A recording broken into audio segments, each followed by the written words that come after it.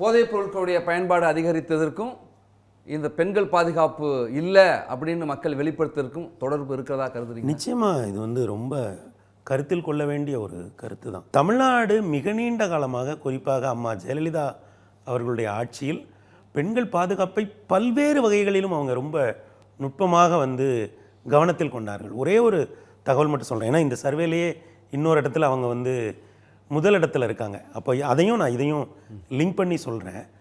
Morning bills அப்படின்னு சொல்லி இந்த கர்ப்பத்தடை மாத்திரைகள் ஒன்று உண்டு. அது தமிழ்நாட்டில் ஒரு காலகட்டத்தில் தடை செய்யப்பட்டிருந்தது.